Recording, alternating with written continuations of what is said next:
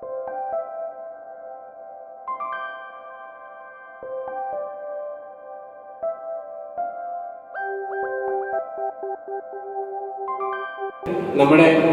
Drivers യൂണിയൻ്റെ ഒരു special purple card, നമ്മുടെ ക്ലിനിക്കിൻ്റെ ഒരു പർപ്പിൾ കാർഡാണ്. ആ കാർഡ് നിങ്ങൾ ഡ്രൈവേഴ്സ് യൂണിയന് വേണ്ടി നമ്മൾ വിതരണം ചെയ്യുന്നുണ്ട്.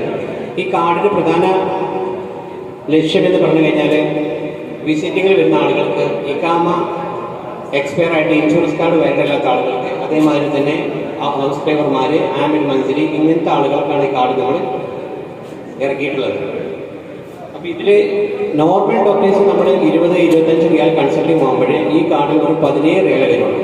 അതേമാതിരി തന്നെ വിസിറ്റേഴ്സിന് ഗൈനിക് ഡോക്ടറൊക്കെ കാണിക്കുന്ന 60 റിയാലിൻ്റെ ഒരു 45 റിയാൽ വരുള്ളൂ.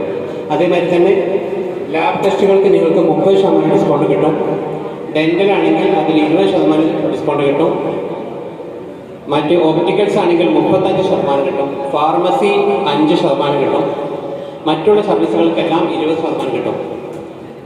അതേമാതിരി തന്നെ മെയിൻ ഇതിൻ്റെ ഒരു പ്രോഫിറ്റ് എന്ന് പറഞ്ഞു കഴിഞ്ഞാൽ ഇതിൽ ഞങ്ങൾ ഒരു പൈസ ചാർജ് ഈടാക്കുന്നില്ല. കാർഡ് എന്ന് പറഞ്ഞിട്ട് പല സംരംഭകരും ഇന്നത്തെ കാർഡ് എടുക്കുന്ന 100 റിയാൽ 200 റിയാൽ ചാർജ് ചെയ്തുകൊണ്ടാണ്. ഇത് ഡ്രൈവേഴ്സ് യൂണിയന് സ്പെഷ്യലായിട്ട് ഞങ്ങൾ ഓഫർ ചെയ്ത കാർഡാണ്. അതുകൊണ്ട് എല്ലാവരും ഇത് ഉപകാരപ്പെടുത്തണമെന്ന് അഭ്യർത്ഥിക്കുന്നു.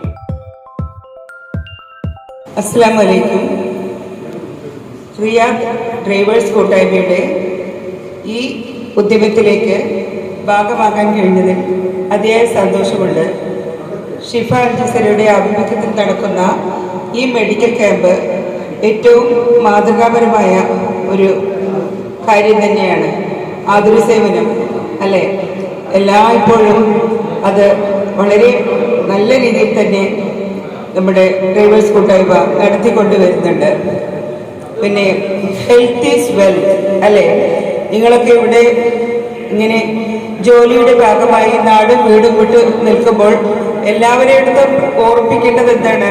സമ്പാദിക്കുമ്പോൾ നമ്മൾ വെൽത്ത് സമ്പാദിക്കുമ്പോൾ അതിനോടൊപ്പം തന്നെ നമ്മുടെ ഹെൽത്തും കൂടെ കൊണ്ടുപോകണം തന്നെയാണ്. അതിനായി പ്രാർത്ഥിച്ചുകൊണ്ടിരിക്കുകയായിരിക്കും നിങ്ങളുടെ ഭാര്യമാരും മക്കളും എല്ലാവരും തന്നെ.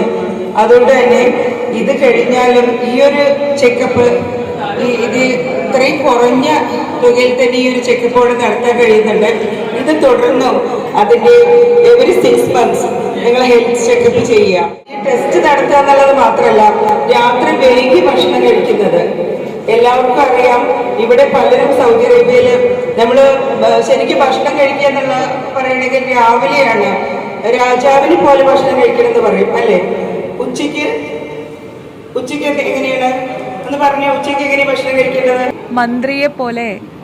അതെ, ഉച്ചയ്ക്ക് മന്ത്രിയെ പോലെ.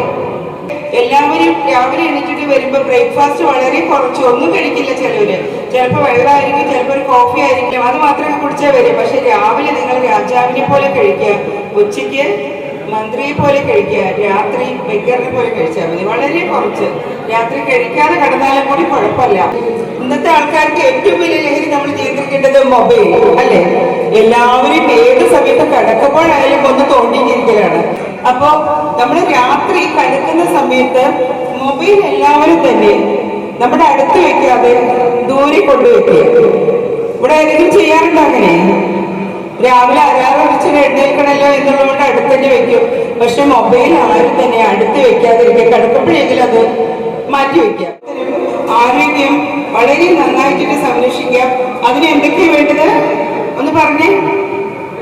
ഭക്ഷണം, വ്യായാമം, ഉറക്കം.